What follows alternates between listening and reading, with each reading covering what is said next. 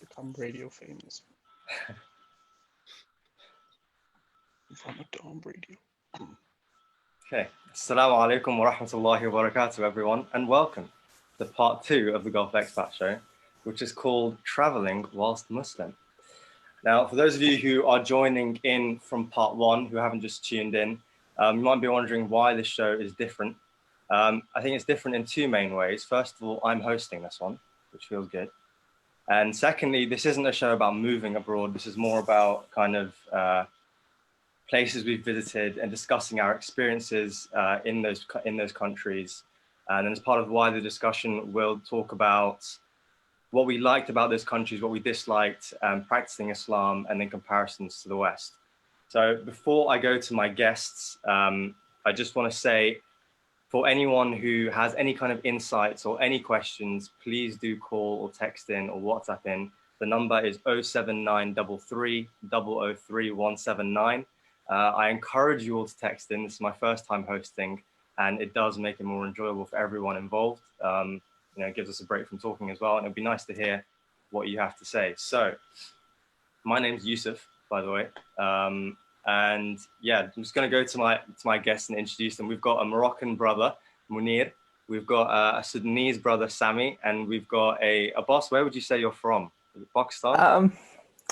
Roots in India, Pakistan, Kenya, born and bred here. Take your pick. Okay, fine, all of them. Okay, so Abbas, do you want to give a brief introduction, kind of who you are, what you do, and general places you've been, the main places that you've been to? Yeah, sure. Assalamu alaikum, everyone.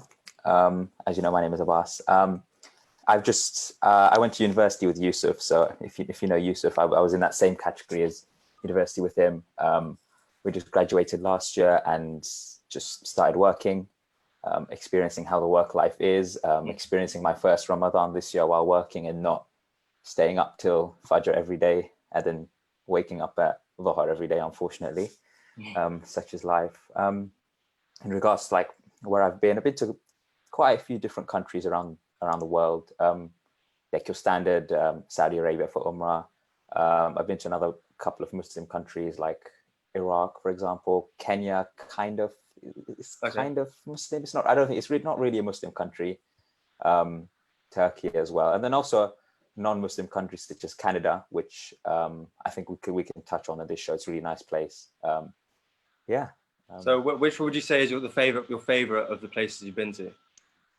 They're all different in their own way, right? But I've been in Canada, I've been to Toronto and I've been to Vancouver, and I would love to go there again. And if I had to move out of London to go anywhere else, I'd say it would be there, because it's just the people there. It's just so friendly. It's just really friendly. I was there recently last summer, and it's just sort of like simple things. Like we were in a park, and it was Dhuhr time, and we had to pray. Yeah, that's happened before in London, and I sort of, when it comes to prayer time, I sort of try and find a corner to pray in, right? Because you feel sort of, I don't know if you guys get that, but you feel sort of like you're being judged in the UK, kind of. I get that sort of vibe. Kind of, even if you try and be confident about who cares what people think? You know that people are going to be looking at you. Yeah. Weird. But over there, it's just completely different. Like everyone's so nice, everyone's so chill about it. You could pray in an open park in front of everyone, and no one would even look at you. Like it's just a very friendly place. And so it's interesting that you chose Canada to be the favorite place that you visited, and not somewhere in the Muslim world. Would you say that as a Muslim, it had any kind of different treatment being in Canada, or would you find it quite kind of? No, so I think that's exactly what it is. It's because I didn't feel like in the UK, you can at times feel out of place for being Muslim, and I can understand why, as a Muslim, you'd want to go to a Muslim country to feel that sense of belonging. Yeah. But I felt that over there in Toronto, especially, I didn't feel like I was out of place, and that's sort of why I'd love to move there. Like, it's just such a friendly place. It's just very nice. Okay, cool. We're going to go to our next guest and introduce him, Sami. Do you want to give a brief introduction as well? Yeah, sure. Assalamu alaikum, everyone. Ramadan Kareem, of course. My name's Sami, 22 years old. I've just graduated as well in the summer. And again, I've started working, and I'm also experiencing my first Ramadan during work. Obviously, How it's a would you bit. say life without a trim is treating you at the moment? It's a little bit painful at the moment. I mean, anyone who's in the Facebook Live will be able to see the bird nest that I'm currently rocking. But yeah, hopefully soon I'll be able to sort that out. But yeah, so yeah, I've started working, and Okay, yeah, where have you been? in terms of traveling, I've also been quite fortunate enough to travel to a wide variety of countries in Europe, East Asia more recently, and then of course the Middle East. I've spent some years in Qatar, which is where I met you, of course, Yeah, Yusuf. it is. Yeah, so a wide variety of countries that I've been able to travel to. Okay. And finally, Munir, would you like to introduce yourself? Hello everyone. Assalamu alaikum. My name is Munir. I also went to university with Yusuf and Abbas, where we studied together. And I'm currently working. And yeah, I'm definitely finding managing work for the first time with Ramadan being like, it's very difficult. But of course, the challenge is great. You learn how to really manage your time effectively so you can focus on your deen as well as be productive at work, which is great. A few of the countries that I've been to, so I've lived in China for 2 months. I've been to India, of course, Morocco. I go usually every summer, which is where I'm originally from. Been to France and Germany. Okay, well, continuing our discussion about Morocco from the previous show, I mean, I don't know, were you listening into that show? A little bit? Yes. Do you have anything to add or any kind of like opinions on what was being talked about? So we discussed kind of social differences or differences in terms of the region. Do you want to give any kind of insight in terms of that? So in terms of living in Morocco, I wouldn't say I've lived there. I'd usually just go, during the summer for a quick holiday to see family. So I'd say I wasn't as exposed to the topics that were mentioned in the previous show. But I would definitely say there is quite a bit of opportunity there in terms of business. I'm not sure how how wide that kind of ranges in terms of what kind of businesses you can develop there, but I'd say it's an emerging economy. There is like a growing amount of opportunity there. Okay, and what would you say is the best thing about Morocco? I would say the beaches. I'd say that's kind of main reason I go back to really relax. There's the Atlantic coast as well as the Mediterranean coast, so you get a kind of ranging experience when it comes. Which of those coasts is better? I'd say if you like waves, then the Atlantic coast would be ideal. But if you like more calm, tranquil seas, then the Mediterranean, so places like Tangier and Tetuan would be ideal. Okay. Are you the kind of person who, when you go to the beach, are you more of a swimming person or a on the sand person? I'm definitely more of a swimming person. Really? I try to be constantly in the water, doing water sports or just swimming in general. I prefer being in the water rather than on the beach. Oh, I think we've been to Morocco together. So I remember you telling me that when you were young, you used to swim from one place to another and it was quite far. What was that? Yeah, so I used to swim. This was in L'Araish, which was the city you mentioned earlier. I used to swim from one side of the city to the other side to the beach, and it wasn't like a very lengthy swim, but it was very challenging as there's a very strong current going through that certain I'd say it's quite a long area. swim. We had to take a boat there. Yeah, there's a shortcut, so it's not that long. But I'd say those experiences were the experiences that really taught me how to swim properly and just made me a strong swimmer. And I think most Moroccans are strong, very strong swimmers. Okay. Well, yeah. Okay. Cool. Well, we also mentioned kind of differences in terms of treatment, and the people who spoke, our guests previously, they mentioned that they didn't find anything negative in terms of feeling like an outsider or being treated differently. Do you have any experiences like that, or have you witnessed that in Morocco? I have noticed that a lot of so Moroccans who are born and raised in London who go back to Morocco in the summer, there is a kind of difference in treatment, as you're still kind of seen as a foreigner, even though you're ethnically Moroccan. Yeah. And it sometimes does cause a few issues in Morocco, especially where I'm from in Laraish, as well as in other regions in the north, which is where most Moroccans who live in the UK are from. But I would say that I haven't personally experienced many issues, but I've definitely seen or heard of those kind of issues. Do you think it differs per region? Like when I remember when we went in Tanger, I wasn't treated any differently or even looked at. Whereas in Larish, I was basically not stared at in a negative way, but like I stood out as a tourist in that town.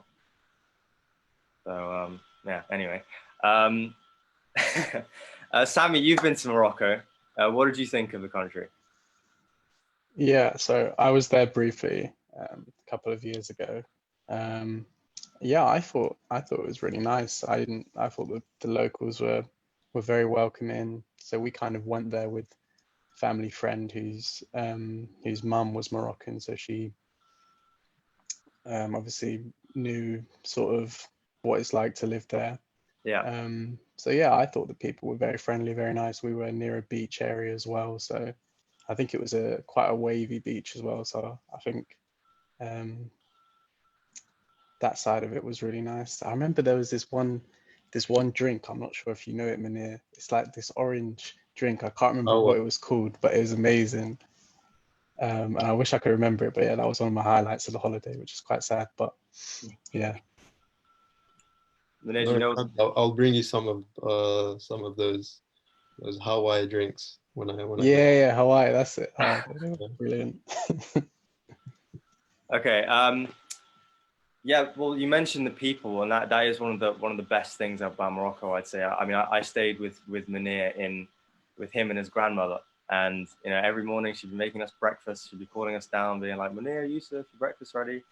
And it was lovely. And then for lunch and dinner, I'd go to his family's house or another family's house, and they'd serve us lamb, chicken. That's definitely the best thing that I experienced about Morocco. Sammy, again, no kind of like negative treatment or anything in Morocco. No, not while I was there. Not really. I don't know. I found the language quite interesting because I hadn't really come into contact with Moroccan before I went there, and I kind of knew it was different to Arabic, but like going to restaurants and seeing stuff like poulet on the menu, like it just I was like, right, it feels like French. Do you know what I mean? Like, so that was interesting. But yeah, no, in terms of experience, no, I really enjoyed it, and we were treated really nice. Well, Monet, you've been to countries that are non-Muslim, such as India and China. Would you say that there was any kind of, what would you say about your experience as a Muslim in those countries? Let's start with Um, India.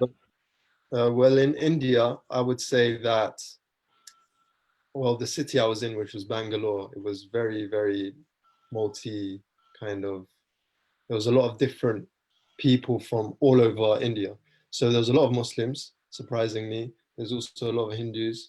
And from what I saw, they kind of lived together in harmony. And it was really interesting to see how, they worked amongst each other and lived amongst each other. And I'd always ask about their religion and how they view other religions, and it was so interesting to see how they just live together in harmony, and it was really surprising to see, actually. And my experience personally, so I was in living in a university, and I feel as if universities are generally very kind of protected environments, so you don't Right. really see or hear of any negative treatment towards other religions, because everyone's so open-minded. But it was definitely a great experience. And What were you doing in a university in India? so I participated in a leadership program, which involved working with Indian students to understand key developmental issues facing the city of Bangalore. So wow. that ranged from things like transport issues to how money is sent to rural communities within the region. How did you get onto that leadership program? Is that available for everyone? I think it is available for everyone. It's part of the Common Purpose Program, and they tend to select two universities in London to be sent every year. So it's Okay. always good to check if your university is currently participating in it, so you can apply. And it's also all paid for. Okay. So what else about India was interesting? Like, you traveled a lot around India, didn't you? You went to some I don't know, zoos or something, didn't you? Yeah. So most of my experience, I was in Bangalore, so I didn't really travel anywhere else. But I did see quite a lot of Bangalore, and surprisingly, there's this huge divide in terms of wealth. So you'd see really posh buildings, and you'd see slums next door, and that kind of divide you don't really see anywhere else other than movies. So seeing that firsthand Yeah. was just really, really shocking. Okay. Talking of non-Muslim countries, Abbas, if we go back to you and go into more depth into Toronto, you mentioned that the people there are quite nice. What is it that you got up to in Toronto? What was it like there in Canada? Well, you could do a lot. I mean, it's very similar to the UK in that we've got a nice summer, and then the winter is the complete opposite. Okay. But so over there, the summers are very similar to the UK, very hot, 35, 30 degrees. And then the winters are like minus 20, minus 30, they can get to, yeah, with huge snowfall. So, I mean, depending on the time you go, there's a lot of different stuff. You can like go skiing and stuff. So I went in the winter a couple of years back, and we went like just to a ski resort, just a couple of hours outside like Toronto area. I mean, it was great. It was amazing. It's one of the best experiences I've ever had. And that's something like, I guess you couldn't do here. You could do somewhere in Europe, in like Switzerland or a country like that. But I just felt that I don't know how you sort of describe it, but I just felt over there, it just felt very welcoming, and I haven't sort of felt that vibe from the people in other countries that I've been to. It just felt very nice. Like everyone was very friendly, which, I mean, as a Londoner, is not the case over here, for example. Oh, cool. Like, I mean, no one's very friendly over here. No one really looks at you. And it just felt great. And in terms of the city of Toronto and even Vancouver, which I went a bit longer ago, I think that was a few years ago now. It's like the stuff to do is the same as London, right? It's a Western country and Western cities with the same stuff to do. So it's sort of like similar, but I just felt a bit more welcoming, and it's something I really liked. And, is it something? I mean, over here, obviously, it's quite diverse in London. In both of those cities, would you say that you kind of saw Muslims everywhere? There was halal food and stuff like that. What kind of did you see many masjids? Yeah, definitely. Yeah. I mean, obviously, it depends on the area you go to, right? Because there's in Toronto, for example, there's different sort of areas in the way that we have like boroughs and stuff, right? There's this sort of different areas, and some are obviously more Muslim heavy than others. But definitely there's a sense of you see a lot of different people, and it's not just a case of it being Canadians there. You see lots of Muslims, you see a lot of Sikh people in Toronto. Okay. Also, I saw some like Europeans as well. It's very in the same way that London is quite multicultural. It's quite similar in that regard, but not to the extent. How do you think it compares to? You've been to Istanbul, right? Briefly. Yeah. How do you think it compares to somewhere like that? Because you said that that's in Canada. That's one of the places where you felt more welcome than anywhere else. So would that apply to Turkey as well? I mean, it's sort of different because you kind of have different expectations going into Turkey and Toronto, Canada as a Muslim, right? Because in Turkey, you're like, this is a Muslim country. This is like where I should feel welcome, sort of thing. So I had like a different expectation going in, but it was quite similar in the sense that I didn't feel judged or anything when I was walking around. I didn't feel stared at. I mean, I know that I think all of you have been to. Have all of you been to Turkey? I think me, you, and Sammy have all been to Istanbul, but Nia haven't yet. I mean, so I don't know how did you sort of feel like just walking around the city? Did you feel that sense of belonging there, or was Well, it? yeah, I haven't. I mean, so when you describe Canada, I've never experienced that in a non-Muslim country. Kind of been completely welcomed by people, but Canadians are Yeah. known to be very, very kind and friendly, right? Yeah, But it's yeah, like a you wouldn't get stereotype. that here. You wouldn't get that. I assume, Sammy, you've been to Italy. Was it the same in Italy, or generally just? Well, yeah, I think it's a bit different. When I went to Italy, it was more of like a family holiday. We, you know, wasn't like we were, setting up to pray everywhere we went. Do you know what I mean? So, I would say it wasn't like you felt uncomfortable or like that people were staring at you. Okay.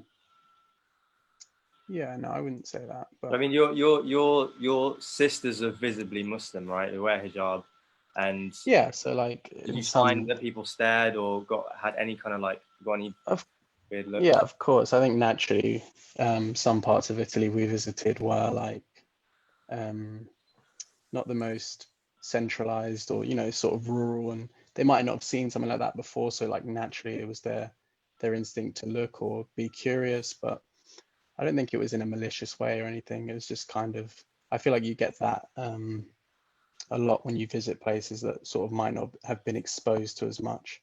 Like what? Or like where? Sorry. Anywhere certain cities around the world are more sort of connected, um, more developed. They're more likely to have been exposed to that kind of stuff, and it's Well, just you said you've been to China, right? So what was your experience in China? um, yeah. So in terms of what, Oh, just in terms of so the same topic, just kind of people not being exposed to different races or different types of people, and then being treated in a way that's kind of like exotic and strange. yeah. So in China, like I was there with my sister. I don't know. From what I remember, I don't really remember seeing any like many other Muslims there. But yeah, again in China, it felt like in certain places we went to, people hadn't seen that style of dress or that kind of thing before. So like naturally there were stares and that kind of stuff. But that's what I was saying, sort of like in certain areas around the world, it's kind of natural. Well, you often see, I mean, of course, around the world, people are going to be kind of looking at something that's new to them, right? That's natural. But Yeah. you often see videos or hear about kind of, especially in China, I've heard that the staring is slightly different or the treatment is slightly different. Would you say you experienced that, or is that not actually true? Well, when we were there, yeah, for on certain one area particularly we went to, I can't remember. It was quite like a market almost. It's a few people. We did sit down to rest, and a few people did take pictures and stuff. But again, yeah, I'm not really sure. Sort of, what's behind that. Sort of, is it the first time seeing that? Is it, I can't really speak. But yeah, Well, I'd assume you said that's more of it was more in a more rural area, right? So I'd assume that in the more tourist areas you didn't get that at all. Is I that true? mean, this was still in Shanghai, so Oh, it was still, you know, fairly non-rural, fairly urban. But we were in a market, and I don't know. I was visiting China there. I don't know. I haven't lived there for long enough to sort of distinguish between which areas are more rural, which areas are more likely to have been exposed, and all okay. this. But Well, yeah, I Monet, mean, you lived in China for 2 months, is that right? Yep, 2 months. Why were you in China?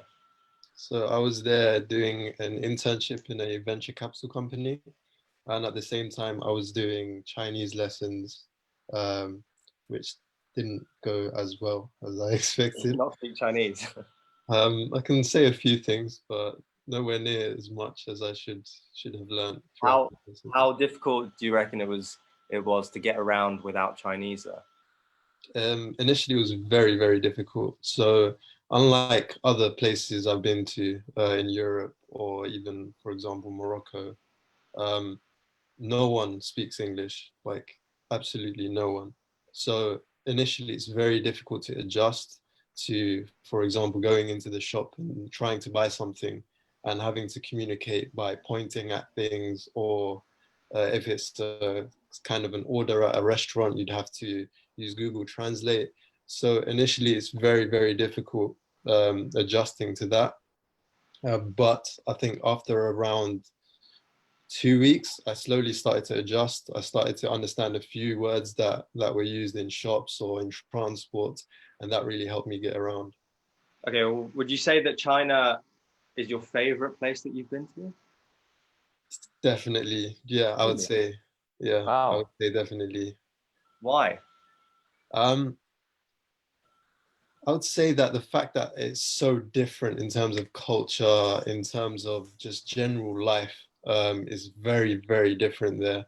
And I just found it very interesting learning about their customs, their culture, their language, and and I saw that I was not only learning about their culture but also learning about myself as I adjusted to their culture and their language. So I would say that it was a really good learning experience, which is the main reason why I enjoyed it so much. Just for the benefit of the audience. So you say you got an internship there for 2 months. How did you go about getting that, and what would you advise for anyone who's listening who might be eligible for that? What should they do?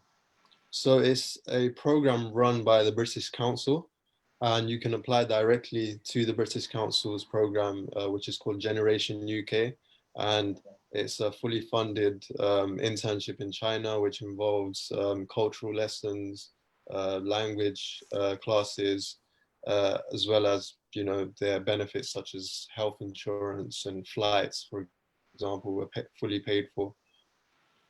Okay. So for anyone listening who's is it only available for university students or pre-university as well? Do you know? So it's available for anyone, I think. Anyone? There's definitely some kind of eligibility requirements, but I'm not quite sure of the exact requirements. Okay. Well, for anyone who's interested in having that kind of experience, look up what was it? What was it? What should they look up? British Council Generation UK. British Council Generation UK, and hopefully you'll get, not right now, but maybe once this pandemic is over, you can go and have an experience similar to Munir's. But more on your experience, all right, as a Muslim in China. This isn't a political show, I know, but you'd assume that there might be some difficulty being a Muslim in China, or some kind of difficulty. So what did you find as a practicing Muslim in China? Do you find any kind of like difficulty in terms of halal food, in terms of masjids? So initially when I went, I did think that I would face quite a lot of challenges as a Muslim in China, especially when it came to halal food. But weirdly enough, I found a ton of halal restaurants all over the thing, which was where I was. And it seemed as if there was a Muslim community there.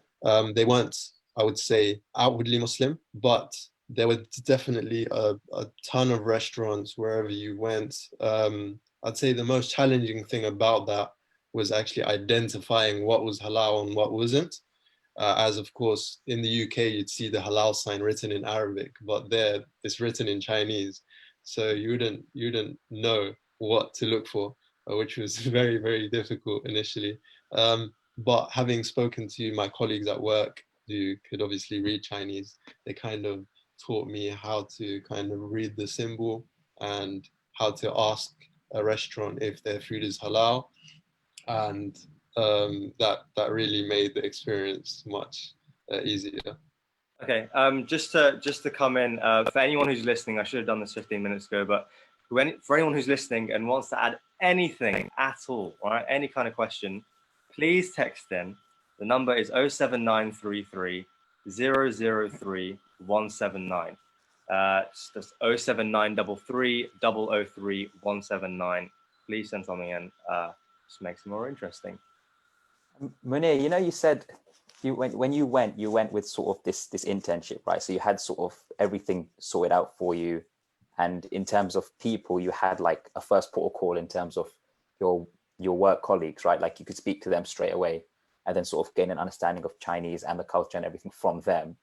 How do you think that experience would have been different if you didn't have that everything sort of laid out for you and those work colleagues already for you, and sort of just being just a Muslim guy in China without any sort of support? I would say, yeah, I would say it'd definitely be much, much more difficult. If I didn't have, for example, people translating on the first few days, then I wouldn't know how to get to work, because the train and underground system there is so complex. It's much more complicated than the one we have in the UK. And there is minimal signs in English. There are a few, but it's very, very rare that you'd see that. So it would make traveling to work, for example, very, very difficult. But of course, with the use of kind of the technologies that we have, they don't have Google there. So you have to use Baidu Maps. Baidu Maps is just pretty much the same as Google Maps. And that was used quite a lot throughout my stay there to get around and navigate. But yeah, if I didn't have that kind of point of contact from the very get-go, it would definitely make the experience much more of a challenge. Even things like using the Baidu Maps, if you didn't have those people, you wouldn't know to download the app, right? So sort of like, what tips then would you give someone like me or someone like Yusuf or Sami, who wants to just go China? How would we sort of, what should we do to make sure we can sort of get around and speak to people? I would say the best thing to do is try to get in contact with someone who's either Chinese or has already been to China before you go. That way you can pick up the kind of tips and tricks of surviving there and getting around, and things like common phrases. There's also loads of apps online which help with that, and there's loads of kind of forums where you can ask questions. But I'd say preparation before you go is definitely crucial. Make sure you do your research and understand the area you're going to very well before you're even there. Yeah. Yeah, And I'd is it worth definitely it? say, oh, sorry. What I was going to say, while I was there, the language thing was definitely like a big shock to me, because, you know, most places you go on holiday, you expect, you know, people to speak a little bit of English, but, you know, arriving to China and just finding that the majority of people just don't speak any English, and if you don't figure out how to communicate with them, then there's sort of, you're kind of stuck. So that was very interesting, something that I found. And yeah, like I was, the hotel we were staying in would give us sort of a little card with just common phrases in English and Chinese, so they would help us out like that. But yeah, I can't imagine if you weren't staying in a hotel and if you were just trying to sort of live there by yourself. So it's very interesting. Okay, just to go to the questions, we've got a few of them coming in now. So the first one is, what are the things these young men would identify as their key criteria for visiting a place? What are they looking for in a destination? Does anyone want to answer that? What are you looking for in a destination? What's the most important thing to you? Let's go to Abbas first. I mean, I think it sort of depends on why you're going. I mean, if it's for a holiday, then it's sort of anywhere sort of, it's fine, right? Because you're just there for a while. If you're looking for, I don't know, a place to work or a place to stay for a bit longer, I would definitely be looking for some form of Muslim presence around, so you don't feel isolated. Yeah. But I mean, like, just hearing Munir say, even in China there was that, it makes you sort of think that in most places that would be there. Obviously, halal meat would be a big one. You know, yeah, I'd struggle. I think we all would. And just sort of, you have to sort of enjoy being there, the people around you. I mean, that's sort of, I guess those are the key things I would be looking for. Okay. Well, I mean, are you more of a kind of city person or nature person? Munir, I know you generally tend to enjoy hikes and long walks and swims. So is that one of the main things you're looking for in a holiday, rather than, for example, like, what's more important to you? Would you say like culture and history or nice landscapes? Oh, that's a hard question. Munir?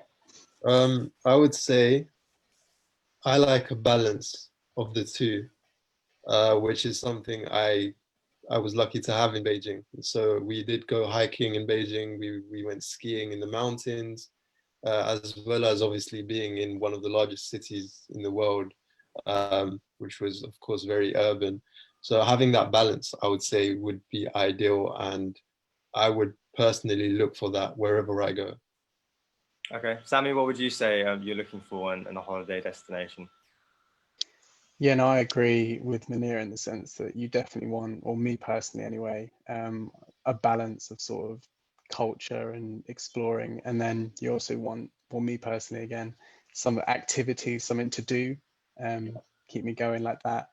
And yeah, and then more recently, I feel like I've been looking for things that are a little bit different. Do you know what I mean? There's a lot of countries you visit, they have sort of the standard, like, you know, hop on a bus and go look at XYZ buildings and that. I think more recently I'm becoming more interested in, you know, something that makes a country unique, something that's completely different that you don't get to see in on any, you know, standard holiday. That's something that has interested me more recently. Well, I agree, and me and Manil were having a conversation, I think last week or a couple of weeks ago, about places we want to visit after quarantine ends.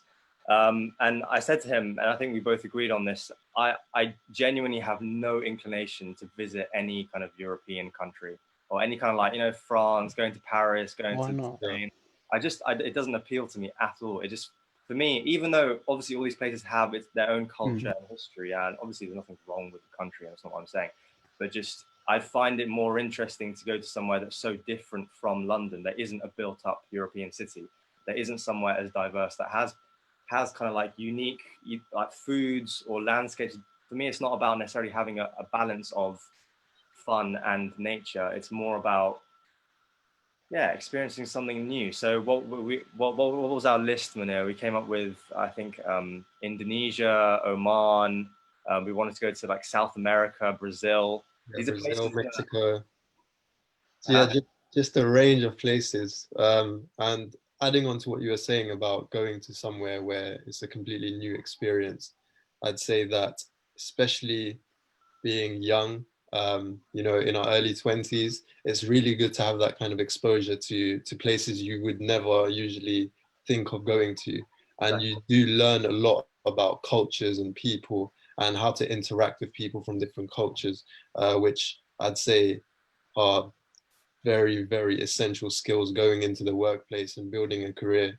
So I'd say it's really important for loads of young people to start traveling around to places that they wouldn't really, you know, usually put on their list of places to go. I agree, and you know those kind of holidays where it's a massive culture difference and you want to learn a lot of, and you have to really, like, you have to be there for a little while. You have to be there for more than a couple of days, and so those kind of holidays, I agree, you should do while I mean, ideally do while you're younger, when you have more time, because you know, going to Paris, you can do you can have a day trip to Paris. It's not that big a deal, or anywhere in Europe really. You can quickly pop over, but yeah, I'd say going to Brazil is one of my top five, I think. Okay, we've got lots of questions coming in now. So our next question is also, some of you have traveled together and then with family. As you get older, would you prefer to travel with family or independently? An interesting question. I have actually never traveled on my own. I think, I mean, Turkey counts, but I was staying with other family there. So I traveled there. The flight was on my own, but the actual holiday wasn't on my own. So I think I'd like to do a holiday independently for once, which would be nice, but also a little bit scary. Manil, what would you say? So China was, I would say, kind of independent, but I did make a lot of friends whilst I was there, which was really good. But I tried to push myself to really venture out and be more independent and explore the area, like the city independently. And you do, like I mentioned, gain a lot of skills. You gain an understanding of how to navigate in certain areas and just carry yourself without having family to support you or friends to support you.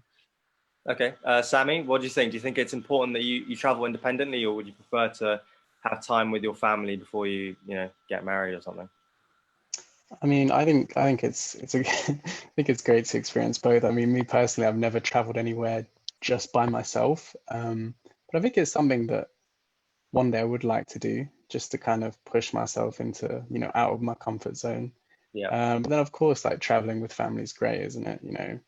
Um, spending time with your family and, it's a different setting and getting to explore with, people you're most comfortable around, having that kind of safety net around you. But then again, I guess it's an experience and almost a good idea to try at one point to do it on your own and see. Also, I think the main difference is who pays for the holiday. If you're with family, then none of the expenses are your own, right? So it's Yeah. Abbas, what would you say? I think very similar to Sammy. I mean, I've never done it alone myself, and partly literally what you just said, the financial burden. Like I only just started working, right? So I wouldn't have had the money to sort of go somewhere on my own. And so I've done holidays with friends and family, but definitely it's something like, as Munir was saying, you'd want to experience at least once or twice, just in your 20s or late 20s, just see how it is on your own. You always hear about being people alone, taking gap years and traveling for the whole year and finding themselves and growing as a person. I've never gone through that. I feel like there's still part of me that's waiting to develop because I haven't traveled on my own yet. I feel like that's something necessary that everyone has to go through, maybe. But do you feel you have to do that? Have you sort of had that inclination to do that so far? Because I haven't, to be honest. I think it's the same. No, actually, that's not true. I think obviously traveling with one person is better than traveling with family. I think so. My holiday with Munir, us two together, that's what that was intended to be. It was supposed to be us two kind of finding the country together and stuff, but it didn't really work because Munir's Moroccan and he has family there and we were staying with family. So it was very much a holiday and me just tagging along. But I think my kind of plan is I want to go with one person again, just so that it's like both of us together, so it's not too scary. And then after that, I can do independent holidays and find out kind of how to go about that. And also, I think it really helps develop social skills. And I'm not the most social person, so you kind of have to have a certain level of conversation quality in order to get by and kind of make friends in your local Airbnb or whatever. Let's move on to the next question. Salam, Yusuf. Salam. Can you and your guests provide some insight on how traveling has changed your perspectives on life more broadly? This is an interesting question. I think for me personally, the main thing that I've kind of come across with my travels is the different or varying practices of Islam. So, for example, in the Gulf, you wouldn't find anyone who does practices that are considered to be more Sufi or spiritual or any kind of, there's kind of a lack of community practice in that sense, apart from the normal kind of like Jummah. There's no kind of like community spiritual feel to the country. Whereas in Turkey, for example, I really experienced that. I experienced people kind of, it was normal to do dhikr, and it was normal to, in the Gulf, if you were walking up, you wouldn't find really people walking around, or young Qataris walking around with a tasbih in their hand doing dhikr. It's generally less practicing in that sense, you know what I mean? So I think the main way it's changed my perspective on life is because I wasn't of that nature before I moved out of Doha. And we'll talk about this more on the Gulf Expat show, but when we were practicing Islam there, for me personally, there wasn't much of a spiritual element to me practicing. Whereas after I visited Morocco and Turkey, you kind of understand that, oh wait, these things that I thought were really weird aren't. It's just like normal stuff that feels good. So yeah, that's how it changed my perspective. What about you guys? How did traveling change your perspectives on life? It's definitely made me a bit more thankful in the way I live over here. I mean, because the way we live in London, we don't have to worry about things over here. And in my experiences in a country such as Kenya, for example, you just sort of realize how not other people live in the way we do. Life is a lot harder than how it is for us. Yeah, and definitely. just sort of seeing that. It's even just like the most simple things of having hot water in your shower when you just turn on the tap and hot water comes straight out. Whereas over there, it's different. It's like you have to get a bucket, and it's just those small things. You sort of realize that not everything is so easy for everyone else. And then I guess just being thankful for what you do have really is really eye-opening. I agree. I Sammy, would agree with, what would you I would say? agree with that as well. I would say for me, open-mindedness is sort of how it's kind of changed my perspective. Because I think when you stay in one place or you're raised in one place and that's kind of all you know, like, you know, that's how stuff is done here in London. When you get to travel and visit other places, you get to see that, you know, not everyone around the world lives the same. You know, everyone else has got their own way of doing things, and it kind of opens your mind to be more like, oh wow, like there's a range of different, you know, outlooks on the way we live. And that kind of just opened my mind up a bit more when I got to travel and see the way different people live in different countries. Okay, we're going to move on to our next question. We've got two more, or three more? No, two more. Salam, what are your recommended holiday destinations for solo trips as soon as we can travel anywhere? Haha. So Munir, wait, Sammy, you haven't traveled on your own, have you? No, Okay, not so just Munir, me. No. you're the only one who's actually traveled on his own before. So do you have any recommendations other Put than me in the spot like that. I would say, it depends on how much you like to really be out of your comfort zone. I definitely recommend China. If you're kind of, if you want to challenge yourself and really experience something very, very different to what you'd have in the UK. It is a bit difficult to navigate, but it's very easy to kind of pick up, you know, typical kind of phrases that you'd use on a day-to-day basis, or how to get around is a bit of a challenge at first, but it's very easy to kind of adapt. So China would definitely be ideal. Of course, anywhere in Europe would be for someone who doesn't really like to go too much out of their comfort zone. Say Spain is a great place. I've been to Spain and really enjoyed Spain. I went to Barcelona and it's very easy to navigate. The underground system is also very easy to navigate, so there was no issues there. I guess kind of linking into the next question of would any of you consider living and working abroad alone? Where would you maybe choose to do so? So would you mentioned you definitely recommend, you've said several times, you definitely recommend going to China, right, and visiting China. Would you recommend living there alone? I'd say it really depends on the person. I'd say that is a very kind of big commitment to make, especially with the fact that you're not going to have many foreigners around you, so not many people to speak English with. So it would be very, very challenging to stay there for really long periods of time. But if, for example, you're pursuing a career there where you really see yourself developing a lot of skills and then bringing those skills back to London, for example, and it will really help you within your career, I definitely recommend it. Okay, I mean, you mentioned that there's halal foods there, right? But in terms of Muslim communities, do you notice any Muslim communities or masjids there? So where I live, there wasn't any masjids around me, but In Beijing? yeah, so where I was in Beijing, there wasn't a masjid around me, but I have heard of there being a masjid in Beijing somewhere. I'm not quite sure where, because Beijing is so big. It's so much bigger than London. It's really hard to kind of find like a masjid, for example. So it would be a very kind of big challenge when it comes to practicing Islam, especially trying to meet other Muslims was also very, very difficult. I'd say personally, recommended holiday destinations. Oman is amazing. Oman is one of the best places I've ever been. I was quite young when I went there. I was about 14, 15, so not that young, but I don't really remember it fully, but it was amazing. And the people there are really, really generous, similar to the people of Morocco, the people of Istanbul. It's just really, really, and the people of Canada, apparently, are very, very nice. They're really welcoming. And I have a little story. So when me and my family, we went to Muscat, which is the capital of Oman, but then we also went to Salalah, which is a coastal place.